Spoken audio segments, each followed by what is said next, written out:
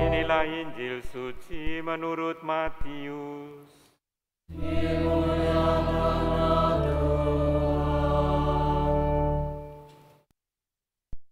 Kali peristiwa, Yesus berkata kepada imam-imam kepala dan tua-tua bangsa Yahudi, "Bagaimana pendapatmu?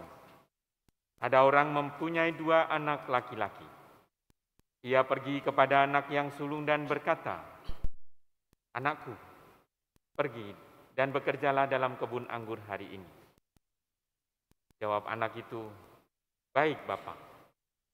Tetapi ia tidak pergi. Lalu orang itu pergi kepada anak yang kedua dan berkata demikian juga. Anak itu menjawab, 'Aku tidak mau.' Tetapi kemudian ia menyesal dan pergi. Siapakah di antara kedua orang itu yang melakukan kehendak ayahnya?" Jawab mereka, "Yang terakhir." Kata Yesus kepada mereka, "Sesungguhnya aku berkata kepadamu, para pemungut cukai dan para perempuan pelacur akan mendahului kamu masuk ke dalam kerajaan Allah. Sebab Yohanes datang untuk menunjukkan jalan kebenaran kepadamu, dan kamu tidak percaya kepadanya. Tetapi para pemungut cukai dan para perempuan pelacur percaya kepadanya. Meskipun kamu melihatnya, tetapi kemudian kamu tetap tidak menyesal, dan kamu tidak juga percaya kepadanya." Demikianlah Injil Tuhan. Terpujilah Kristus.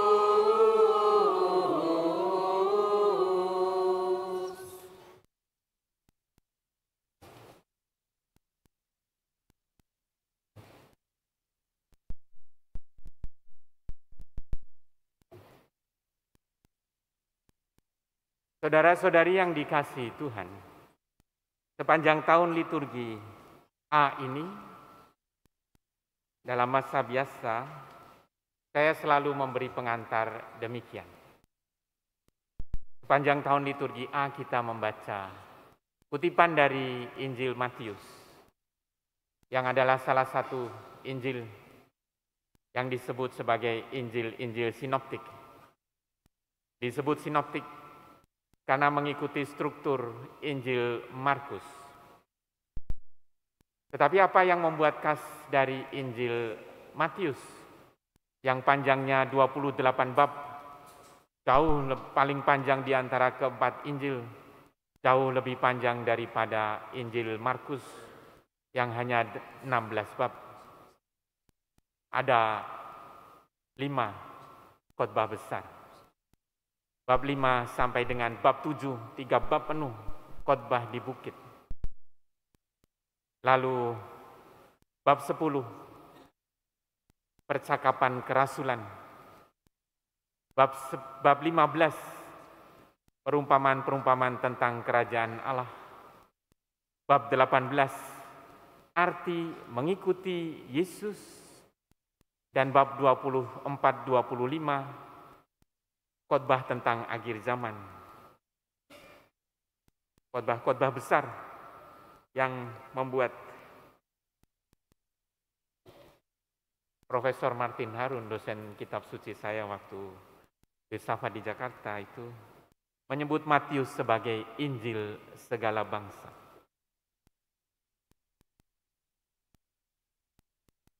Kutipan Injil yang kita dengar hari ini bukan bagian dari khotbah kelima khotbah besar itu.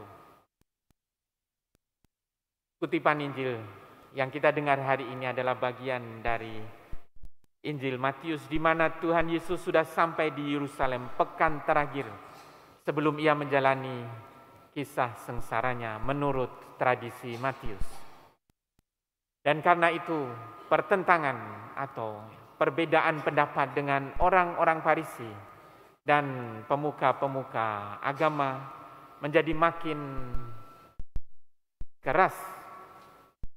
Sebagaimana kita dengar hari ini, perumpamaan tentang 2 orang anak yang dikontraskan antara orang Farisi dan pemuka agama dengan orang berdosa, pemungut cukai, dan perempuan pelacur.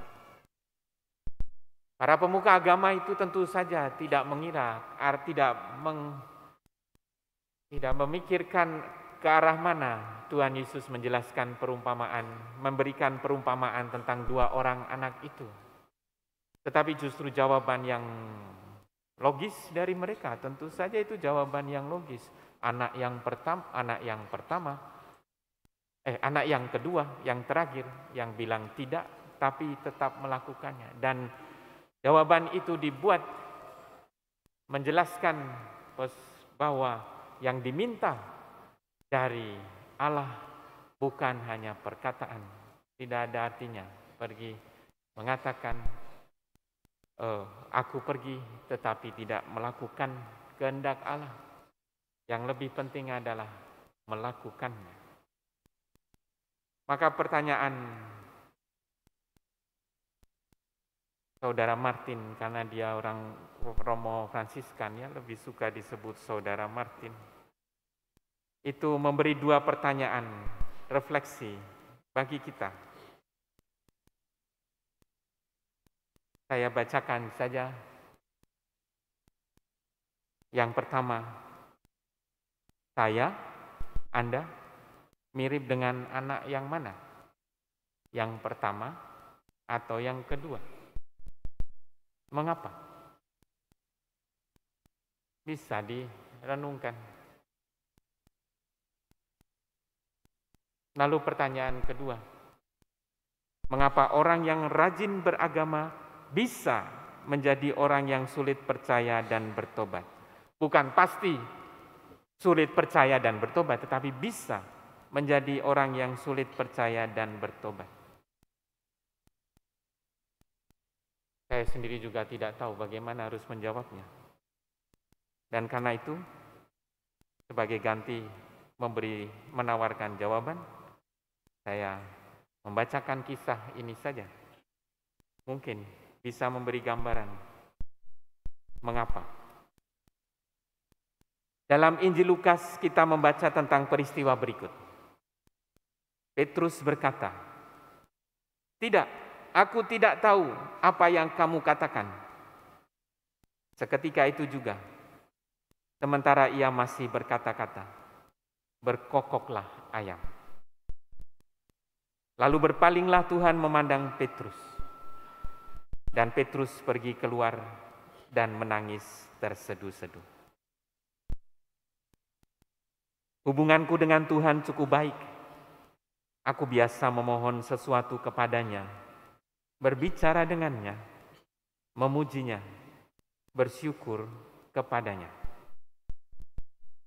Tetapi sudah lama aku merasa kurang enak, sebab aku selalu merasa bahwa ia ingin agar aku memandang matanya. Dan aku tidak mau. Aku mau bicara, tapi aku melihat ke arah lain kalau kurasa ia memandangku. Selalu aku berpaling ke arah lain. Dan aku tahu apa sebabnya. Aku takut. Kusangka, di sana aku akan menghadapi tuduhan dosa yang belum kusesali. Aku gelisah. Kukira di sana aku akan menghadapi suatu tuntutan. Ada sesuatu yang diinginkannya dariku. Tapi pada akhirnya suatu hari kukumpulkan seluruh keberanian dan kupandang dia pada matanya. Tidak ada tuduhan, tidak ada tuntutan. Matanya hanya berkata, "Aku mengasihimu." Lama aku memandang mata itu dengan tajam dan penuh perhatian. Satu-satunya pesan masih sama, "Aku mengasihimu." Lalu aku keluar, dan seperti Petrus, aku menangis.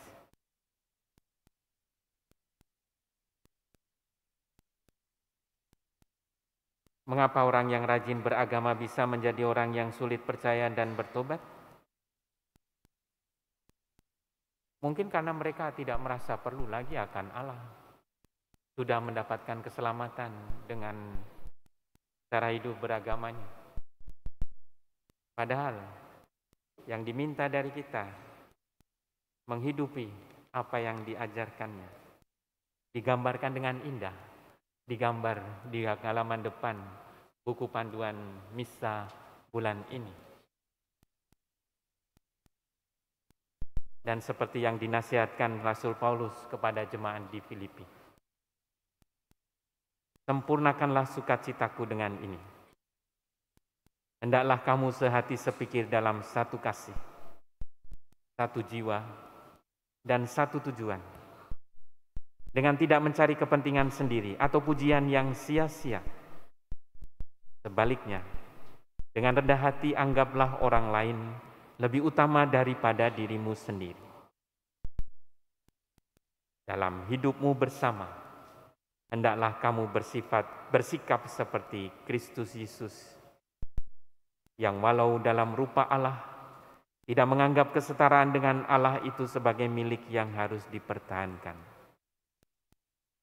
Sebaliknya, ia telah mengosongkan diri dan mengambil rupa seorang hamba dan menjadi sama dengan manusia. Kita mohon agar kita masing-masing sungguh-sungguh menjadi pelaksana sabda, menghidupi sabda kasih ini yang diberitakan, yang ditunjukkan Tuhan Yesus sehabis-habisnya dengan hidupnya.